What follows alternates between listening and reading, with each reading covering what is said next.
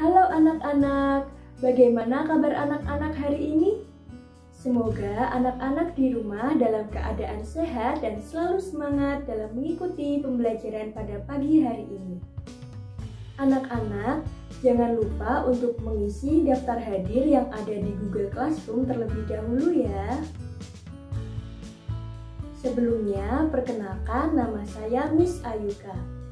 Miss Ayuka ini mahasiswa PPL dari PGSD UKSW yang hari ini akan belajar bersama dengan anak-anak kelas 3. Baik anak-anak, hari ini kita akan belajar tentang proses terjadinya hujan, lalu perubahan wujud benda, belajar tentang lama waktu dan sikap tolong-menolong. Tujuannya agar anak-anak dapat mengetahui informasi tentang proses terjadinya hujan.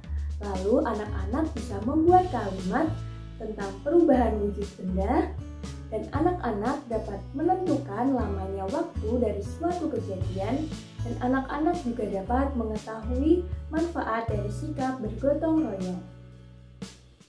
Nah, apakah anak-anak sudah siap untuk mengikuti pembelajaran pada pagi hari ini? Jika anak-anak sudah siap, mari kita simak secara bersama-sama tayangan video berikut ini.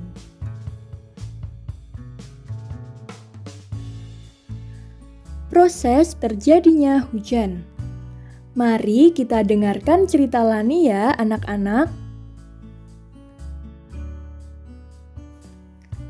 Kok di luar sana mendung ya? Pukul berapa sih ini? Kok sudah mau hujan? Teman-teman tahu tidak jam tangan Lani menunjukkan pukul berapa? Betul sekali, pukul 1 siang. Dan sebentar lagi akan turun hujan.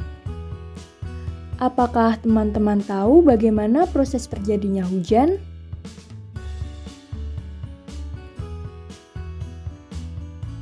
Proses terjadinya hujan bermula dari air yang ada di permukaan bumi, seperti air laut, sungai, danau, dan sebagainya. Air tersebut terkena panas matahari dan kemudian menguap ke udara. Uap air menuju ke langit dengan bantuan angin. Proses penguapan ini dinamakan evaporasi. Semakin tinggi uap air dari permukaan bumi, maka akan menjadi titik-titik air dan membentuk awan. Perubahan wujud uap air menjadi awan dinamakan kondensasi. Titik-titik air yang membentuk awan akan semakin banyak dan berat. Awan ini biasanya akan berwarna hitam. Karena tidak kuat menampung titik-titik air, maka titik-titik air akan jatuh ke permukaan bumi sebagai hujan. Proses ini disebut presipitasi. Air hujan yang turun akan masuk ke tanah, kemudian mengalir lagi ke sungai, laut, dan sebagainya. Proses ini dinamakan filtrasi. Kemudian air di bumi akan menguap lagi. Nah, proses terjadinya hujan ini dinamakan proses daur air. Anak-anak tadi sudah mengetahui bagaimana proses terjadinya hujan. Lalu, informasi apa saja ya yang ada dalam video tadi? Apakah anak-anak ada yang tahu? Informasi penting mengenai urutan peristiwa daur air yang pertama ada evaporasi. Evaporasi adalah proses menguap atau naiknya air menjadi titik-titik air. Yang kedua, ada kondensasi. Kondensasi adalah proses perubahan wujud titik-titik air yang membentuk awan gelap. Yang ketiga adalah presipitasi. Presipitasi adalah jatuhnya titik-titik air ke permukaan bumi, atau yang biasa disebut dengan hujan. Dan yang keempat adalah filtrasi. Filtrasi merupakan proses masuknya air ke permukaan tanah dan mengalir ke laut.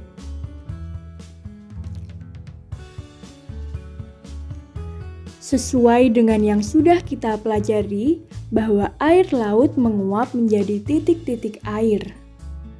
Menguap merupakan perubahan wujud benda cair ke gas. Sekarang kita akan belajar membuat kalimat dari perubahan wujud benda. Cara yang pertama, membuat kalimat dengan susunan yang benar. Cara yang kedua, kata-kata yang digunakan ditulis dengan ejaan yang benar. Sekarang Miss Ayuka akan memberikan contoh kalimat yang menggunakan kata membeku. Yang pertama, membeku adalah peristiwa perubahan wujud benda cair menjadi padat. Yang kedua, perubahan wujud benda membeku diantaranya adalah proses pembuatan es. Dan yang ketiga, dalam proses pembuatan es krim dibutuhkan waktu 2 jam agar es krim membeku. Pada kalimat yang ketiga, pembuatan es krim membutuhkan waktu 2 jam anak-anak. Nah, bagaimana ya cara menentukan lama waktu suatu kegiatan? Dalam menentukan lama waktu suatu kegiatan digunakan satuan waktu. Lama suatu kegiatan ditentukan dengan cara mengurangi waktu saat kegiatan berakhir dengan waktu dimulainya kegiatan tersebut. Sekarang perhatikan soal berikut ini anak-anak. Dayu mulai mengeluarkan es krim dari freezer pada pukul 8. Kemudian, Dayu menghampiri adiknya yang menangis. Pada pukul 8:15, ternyata es krim Dayu sudah mencair. Berapa lama waktu proses es krim itu mencair seluruhnya? Dayu mengeluarkan es krim pada pukul 8. Dan es krim itu mencair seluruhnya pada pukul 8:15. Jadi, mari kita hitung berapa lama waktu es krim itu mencair. Pukul 8 ditambah 5 menit adalah pukul 8:05. Pukul 8:05 ditambah 5 menit adalah pukul 8:10.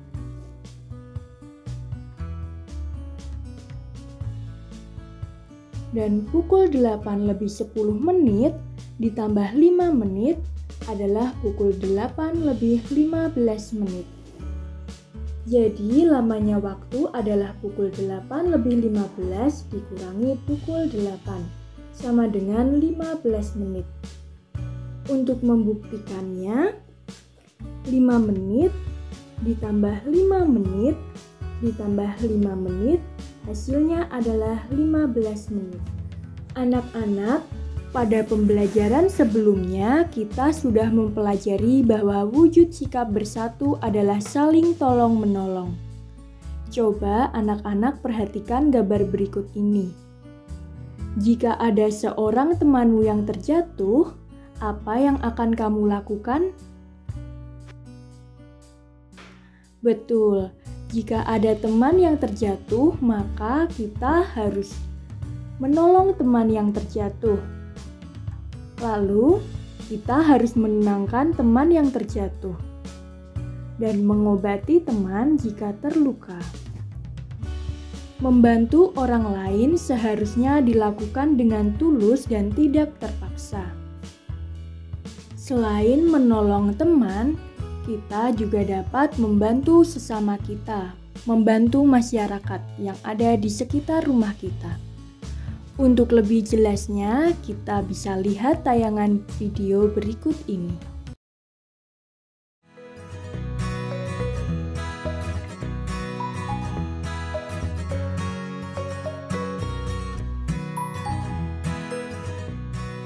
Ayah sedang apa?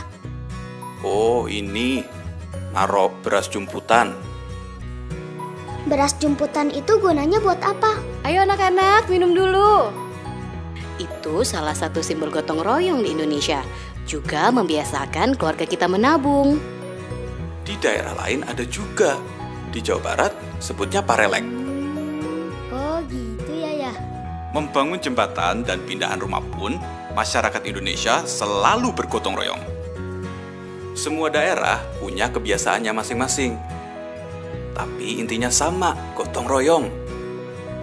Gotong royong adalah budaya kita. Anak-anak, sikap bersatu dalam keberagaman di masyarakat memiliki banyak manfaat.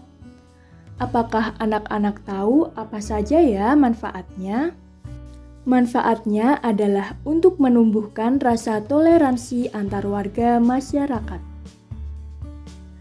untuk mempererat persaudaraan antar warga, membuat lingkungan lebih bersih dan nyaman, dan menumbuhkan rasa persatuan di masyarakat. Apakah anak-anak sudah paham tentang materi ini? Miss Ayuka berharap anak-anak di rumah sudah memahaminya ya. Baik anak-anak, hari ini kita sudah belajar tentang proses terjadinya hujan. Lalu yang kedua, menemukan informasi penting dari peristiwa daur air. Yang ketiga, membuat kalimat tentang perubahan wujud benda. Yang keempat, menentukan lama suatu waktu kegiatan. Yang kelima, belajar tentang sikap tolong-menolong. Dan yang keenam, belajar manfaat gotong royong. Selanjutnya, untuk tugas hari ini, silahkan anak-anak mengerjakan tugas yang ada di Google Form melalui link yang sudah disediakan pada Google Classroom. Baik anak-anak, pembelajaran tematik kita pada hari ini sudah selesai. Semoga anak-anak di rumah tetap semangat untuk selalu mengikuti pembelajaran. Terima kasih anak-anak, selamat pagi, Tuhan Yesus memberkati.